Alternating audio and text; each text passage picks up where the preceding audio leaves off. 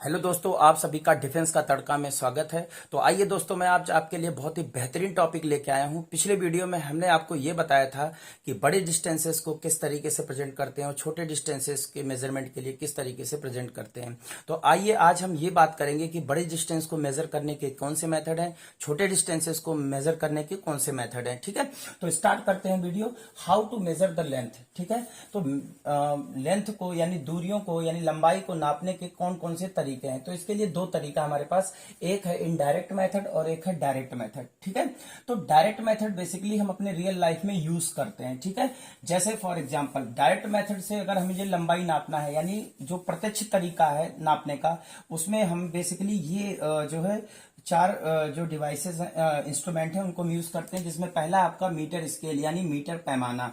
तो मीटर पैमाना बेसिकली आपको पता ही होगा, इससे हम छोटा से छोटा कितने डिस्टेंस मेजर कर सकते हैं। तो सभी को पता है, इससे छोटा से छोटा 1 मिलीमीटर का डिस्टेंस मेजर कर सकते हैं।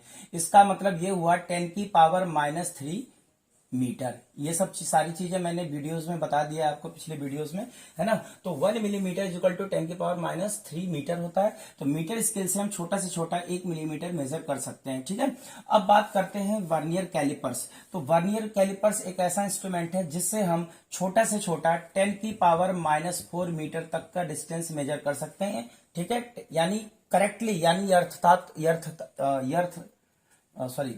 यथार्थ पूर्वक अगर हम कहें, यानी एक्यूरेट तरीके से अगर हम मेजर कर सकते हैं, तो इसमें 10⁻⁴ मीटर के डिस्टेंस तक मेजर कर सकते हैं। जबकि स्क्रू गेज या स्फेरोमीटर से हम 10⁻⁵ मीटर तक के डिस्टेंस को मेजर कर सकते हैं। ठीक है ना, तो ये जो हमारा तरीका है ये डायरेक्ट मेथड है। डायरेक्ट मेथड में हम एक तो मीटर स्केल यूज कर लेते हैं, एक वर्नियर कैलिपर्स और एक स्क्रू गेज या स्फेरोमीटर, है ना। तो एक बड़ा इंपॉर्टेंट चीज है, लीस्ट काउंट क्या होता है। लीस्ट काउंट का मतलब होता है, लीस्ट काउंट यानी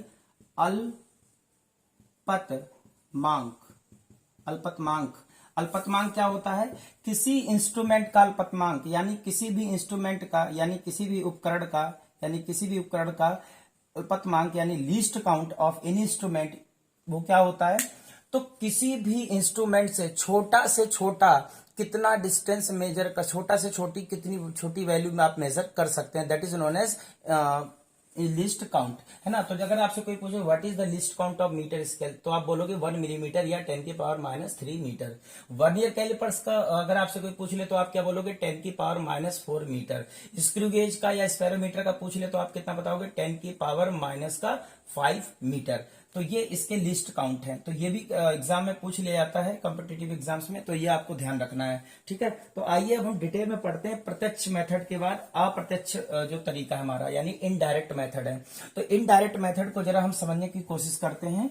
इनडायरेक्ट मेथड में दो तरीके की बात होती है, एक लार्ज डिस्टेंसेस, स्मॉल डिस्टेंसेस। क्यों, देखिए बहुत बड़ी डिस्टेंसेस को भी हम नहीं मेजर कर सकते डायरेक्टली, और बहुत छोटे डिस्टेंसेस को भी नहीं मेजर कर सकते। फॉर एग्जांपल जैसे अगर हम बात करें, जैसे मान लीजिए सन से अर्थ तक की मुझे डिस्टेंस निकालनी है, तो सन से अर्थ की डिस्टेंस के लिए हम मीटर स्केल यूज नहीं कर सकते, ऑब्वियसली नहीं यूज कर सकते। तो ऐसे मेथड के लिए फिर हमें इनडायरेक्ट तरीका लगाना पड़ता है। इसी तरीके से for very small distances like atom का साइज, मान लो 10 एटम का साइज कितना होता है, परमाणु का जो आकार होता है वो 10⁻⁻10 मीटर के आसपास होता है।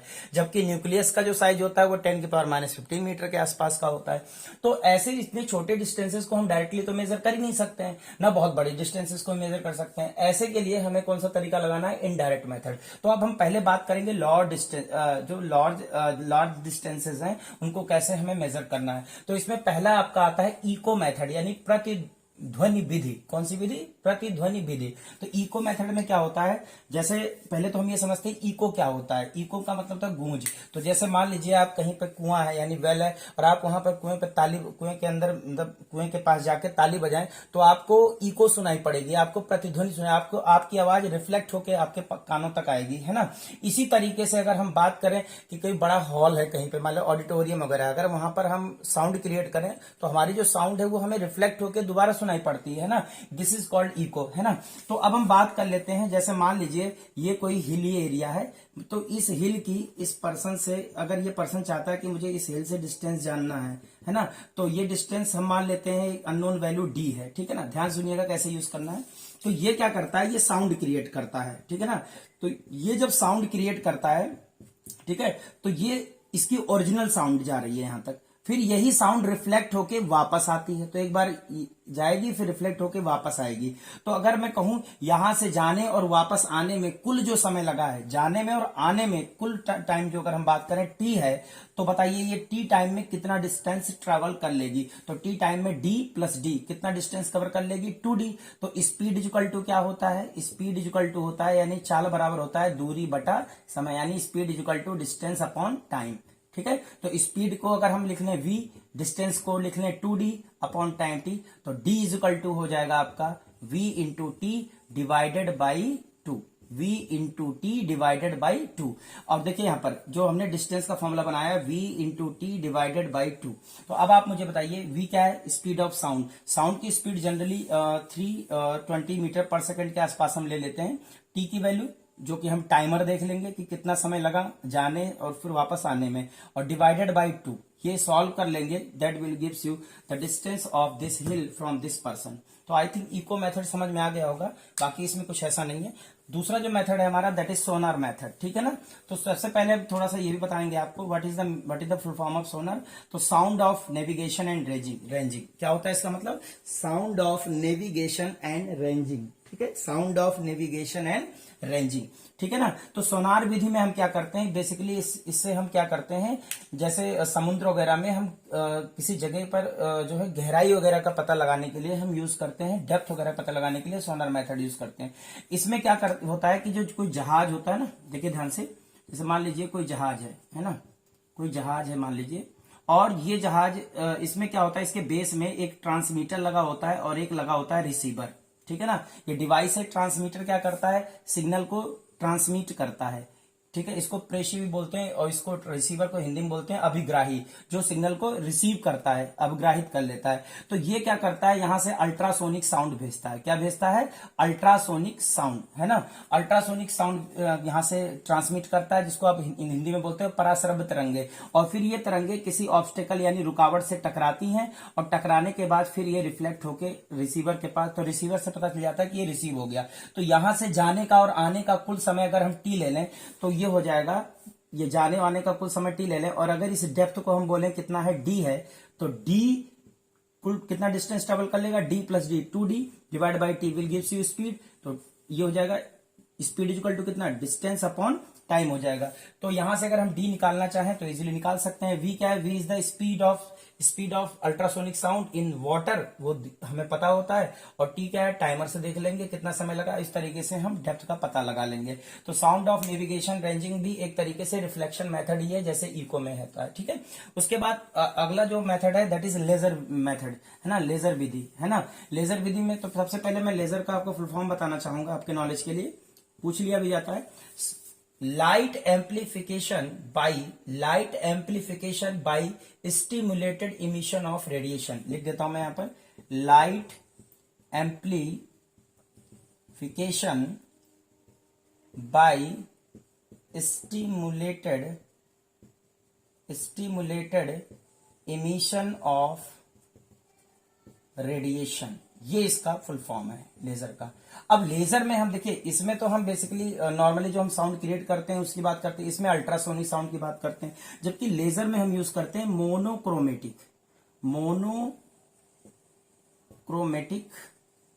Light, monochromatic unidirectional, monochromatic plus unidirectional light. यानी मोनोक्रोमेटिक का मतलब एक वर्डी प्रकाश, एक वर्डी का मतलब सिंगल कलर, सिंगल वेवलेंथ की लाइट, है ना, एक तरंग दैर्घ्य की, है ना। एक वर्डी प्रकाश होना चाहिए, साथ में एक दिशीय होना चाहिए, यानी एक दिशा में जाने वाला होना चाहिए, ठीक है ना। तो ऐसे लेजर मेथड में हम क्या करते हैं बेसिकली, लेजर मेथड से बेसिकली अगर हम बात करें तो इससे हम किस तरीके के डिस्टेंस निकालते हैं, सन से, सुनिए ध्यान से, सन से अदर स्टार्स रेदर देन अर्थ, मैं क्या कह रहा हूं ध्यान सुनिए, फिर से सुनिएगा एक बार। लेजर से, लेजर मेथड से हम क्या करते हैं, अर्थ से स्टार की डिस्टेंस निकालते हैं, यानी लेकिन वो स्टार में सन नहीं होना चाहिए, ठीक है। यानी जो हमारे से बहुत ज्यादा डिस्टेंस पर है, जिसमें हम बात कर लेते हैं बेसिकली अदर स्टार्स जो कि हमसे बहुत दूर हैं, इनकी डिस्टेंसेस को मेजर करने के लिए अर्थ से हम लेजर मेथड यूज करते हैं। इस मेथड में हम बेसिकली क्या करते हैं, यहां से हम लेजर से एक लाइट यहां से जो है हम यहां से भेजते हैं, और वो लाइट स्टार से क्या होती है, रिफ्लेक्ट होके आती है, जो कि हम डिटेक्ट कर लेते हैं। सिंपली अगर हम बात करें तो लेजर मेथड में भी हम एक तरीके से रिफ्लेक्शन मेथड लगा रहे हैं, बस इसमें ये ध्यान रखना है मोनोक्रोमेटिक लाइट है ना। और जो ये लाइट होगी वो इलेक्ट्रोमैग्नेटिक वेव होगी। अगर इलेक्ट्रोमैग्नेटिक मतलब विद्युत चुंबकीय तरंग है ना, तो अगर विद्युत चुंबकीय तरंग के रूप में यहां से जाएगा तो सीधी सी बात है कि उसकी स्पीड जो होगी वो स्पीड ऑफ लाइट होगी, जो कि कितनी होती है 3 × 10⁸ मीटर पर सेकेंड। तो स्पीड ऑफ लाइट सी से प्रेजेंट करते हैं 3 × 10⁸ मीटर पर सेकेंड। अब मान लीजिए अर्थ से उस स्टार के अननोन स्टार जो है उसकी डिस्टेंस अगर डी है तो कुल कितना डिस्टेंस ट्रेवल करेगी, तो टोटल डिस्टेंस ट्रेवल करेगी डी जाने में और डी आने में, divide by time will gives you the speed. Speed कितना हो जाएगा सी, तो डी इक्वल टू कितना हो जाएगा c into t divide by कितना हो जाएगा 2। तो ये इस तरीके से हम डिस्टेंस निकाल सकते हैं। क्लियर है। अब आपके दिमाग में क्वेश्चन आ रहा होगा कि सर फिर जो है अर्थ से सन भी तो स्टार है, तो उसके लिए हम कौन सा मेथड लगाते हैं, तो उसके लिए हम बेसिकली जो यूज करते हैं दैट इज पैरालैक्स मेथड। ध्यान सुनिएगा, पैरालैक्स मेथड यानी लंबन विधि बोलते हैं हिंदी में। लंबन विधि में हम पृथ्वी से सूर्य की दूरी ज्ञात करते हैं, ये भी ध्यान रखिएगा। लेकिन और तारे जो होते हैं पृथ्वी से दूरी ज्ञात करने के लिए कौन सा मेथड यूज करते हैं, उसके लिए यूज करते हैं हम लेजर विधि, ठीक है। अब बात करते हैं राडार विधि। तो राडार, सबसे पहले राडार का फुल फॉर्म बता देता हूं मैं आपको, आपके नॉलेज के लिए। राडार देखिए ध्यान से, देखिए बच्चे इन टॉपिकों पे ज्यादा फोकस नहीं करते हैं, ठीक है ना, तो इन टॉपिकों पे आप ज्यादा फोकस करिए अगर आप कुछ डिफरेंट औरों से बनना चाहते हैं तो, ठीक है। तो राडार इसका जो फुल फॉर्म बनेगा वो बनेगा रेडियो, देखिए ध्यान से, रेडियो डिटेक्टिंग एंड रेंजिंग। क्या, रेडियो डिटेक्टिंग एंड रेंजिंग, ये इसका फुल फॉर्म है, ठीक है ना। अब बात करते हैं राडार विधि में। अगर हम बात करें तो राडार विधि में बेसिकली हम ज्यादातर राडार का जो यूज है वो यूज होता है कि कोई, जैसे मान लीजिए उड़ती हुई कोई प्लेन है तो उसकी कितनी हाइट पे वो उड़ रही है, इन चीजों के लिए पता लगाने के लिए हम राडार मेथड यूज करते हैं। इसमें हम बेसिकली यूज करते हैं रेडियो वेव। कैसे वेव यूज करते हैं, रेडियो वेव यानी रेडियो तरंगे यूज करते हैं, रेडियो तरंग। अब रेडियो तरंग जो हम यूज करते हैं, ध्यान से सुनिएगा, जो रेडियो तरंग यूज करते हैं तो रेडियो तरंग विद्युत चुंबकीय तरंग है, तो इसकी भी चाल 3 × 10⁸ मीटर पर सेकेंड होगा। तो इसमें क्या करते हैं हम, जो स्टेशन होता है हमारा, वहां से क्या करते हैं हम ट्रांसमीटर से इस रेडियो वेव को भेज देते हैं, ठीक है ना। और रेडियो वेव हर डायरेक्शन में जाती है, ध्यान सुनिएगा, रेडियो वेव तो हर डायरेक्शन में जाती है, लेकिन जहां पर ऑब्स्टेकल यानी रुकावट यानी प्लेन जहां पे होगा वो सिग्नल वहां से रिफ्लेक्ट होके और हमारे रिसीवर में हमें पता चल जाएगा कि ये सिग्नल आया है। तो हम टाइमर देख लेते हैं कि कितने टाइम से गया था और कितने टाइम में वापस आ गया है। तो कुल मिला के ये है कि अगर डी डिस्टेंस ट्रेवल करके जाएगी तो डी डिस्टेंस वापस भी आएगी। तो सेम मेथड इको सोनार और लेजर वाला जो तरीका था वही लगा देंगे। डी इक्वल टू कितना हो जाएगा, सी इंटू कितना हो जाएगा, c into t divide by 2 हो जाएगा। C is the speed of light. तो राडार विधि से बेसिकली हम ये, अगर आपसे पूछ ले कि उड़ते हुए जो है क्या नाम है प्लेन का, अगर हम पूछ लिया जाए कि भाई उड़ते हुए प्लेन की हाइट ज्ञात करने के लिए हम कौन सा मेथड लगाते हैं, तो उसमें कौन सा मेथड लगाते हैं, राडार मेथड। ये 4 ऑप्शन बना के पूछ ले, ठीक है। देखिए मैं इस बात को मानता हूं, बीइंग एज ए टीचर मैं इस बात को मानता हूं कि practice make the man perfect, but मेरा ये भी मानना है practice does not make the man perfectly perfect. ध्यान से सुनिएगा, ठीक है ना, मैं क्या कह रहा हूं, practice make the man perfect, it is true, but practice does not makes the man perfectly perfect, ठीक है। तो ये बड़ा इंपॉर्टेंट है, जितना आप कंसेप्ट सीखेंगे, क्वेश्चंस की कोई लिमिट नहीं हो, क्वेश्चन तो बनते रहेंगे, ठीक है। तो आगे समझते हैं। उसके बाद है स्पेक्ट्रोस्कोपिक मेथड, ठीक है ना। अब स्पेक्ट्रोस्कोपिक जो मेथड होता है इसको थोड़ा सा समझने की कोशिश करिए। स्पेक्ट्रोस्कोपिक विधि, स्पेक्ट्रोस्कोपिक मेथड में क्या होता है, ध्यान से सुनिएगा। स्पेक्ट्रोस्कोपिक जो हमारा मेथड होता है इसमें बेसिकली हम किस तरीके के डिस्टेंसेस को नापते हैं। तो देखिए ध्यान से, जैसे मान लीजिए कोई स्टार है, ध्यान सुनिएगा, ये कोई स्टार है, ठीक है, ये है कोई स्टार यानी तारा, और ये है सन, ठीक है ना। तो ये और ये अर्थ है। तो हम क्या करते हैं, यहां चूंकि इसमें लाइट होती है, इसमें भी लाइट होती है, तो यहां से डिस्टेंस मान लो है r1 और यहां से इसकी डिस्टेंस है R2। तो यहां से जो लाइट आ रही है उसकी इंटेंसिटी यानी उसकी तीव्रता वो दूरी के वर्ग के व्युत्क्रमानुपाती होती है, यानी डिस्टेंस के स्क्वायर के इनवर्सली प्रोपोर्शनल होती है। तो इसके लिए हम क्या करेंगे, यहां से देखिए ध्यान से, ये R1 है तो पहले के लिए इसकी अगर तीव्रता I1 है, इस स्टार से आने वाली लाइट की जो तीव्रता है, प्रकाश की जो तीव्रता है, लाइट की जो इंटेंसिटी है वो I1 है, तो I1 is inversely proportional to R1 square हो जाएगा। और इसके लिए कितना हो जाएगा, इसकी लाइट अगर I2 आ रही तो डायरेक्टली प्रोपोर्शनल टू कितना हो जाएगा, 1/R2 का स्क्वायर हो जाएगा। तो जब दोनों को अगर हम डिवाइड करें, देखिए ध्यान से, अगर हम दोनों को डिवाइड करें तो I1/I2 जो होगा वो R2/R1 का होल स्क्वायर हो जाएगा। क्या हो जाएगा, I1/I2 इक्वल टू R1/R2 का होल स्क्वायर हो जाएगा। इस तरीके से देखिए, सन से आने वाली जो लाइट है उसकी इंटेंसिटी हमें नोन है, सन से अर्थ की डिस्टेंस भी नोन है, ठीक है।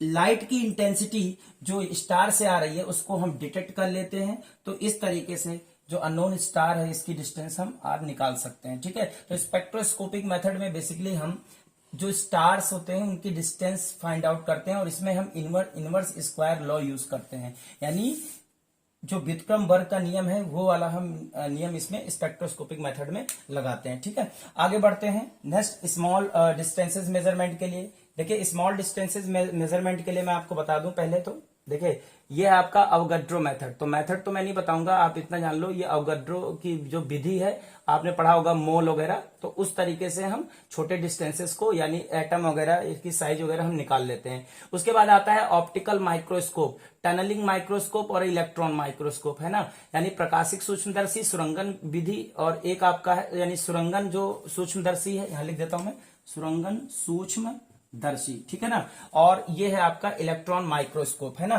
तो ये देखिए आप, ये जो ऑप्टिकल माइक्रोस्कोप है, ध्यान सुनिएगा, ये जो ऑप्टिकल माइक्रोस्कोप है इससे हम छोटा से छोटा 10⁻⁸ मीटर के डिस्टेंस को नाप सकते हैं, यानी ये 10⁻⁸ मीटर तक के डिस्टेंस, सॉरी ठीक है, 10⁻⁸ मीटर तक के डिस्टेंस को ये मेजर करके हमें दे देता है, ठीक है ना। उसके बाद आपका आता है अभी हाल ही में जो ये खोजा गया एक नया माइक्रोस्कोप जिसका नाम है टनलिंग माइक्रोस्कोप। क्या नाम है, ध्यान रखिएगा, दैट इज टनलिंग माइक्रोस्कोप। अब जो टनलिंग माइक्रोस्कोप होता है मैं आपको बता दूं, इससे हम बेसिकली क्या करते हैं, इससे बेसिकली जो हम मेजर करते हैं वो हम मेजर करते हैं कुछ इस तरीके के डिस्टेंसेस, जैसे 10⁻⁻ का मान लीजिए -8 से लेके 10⁻⁻10 मीटर तक के डिस्टेंस को हम मेजर कर लेते हैं, यानी जो लाइक एटम वगैरह की साइज निकालने के लिए। तो मैं आपको बता देता हूं, इलेक्ट्रॉन जो सूक्ष्मदर्शी है या आपका जो है सुरंगन सूक्ष्मदर्शी है, इससे हम 10⁻⁻8 मीटर से 10⁻⁻10 मीटर तक के डिस्टेंस को मेजर कर सकते हैं,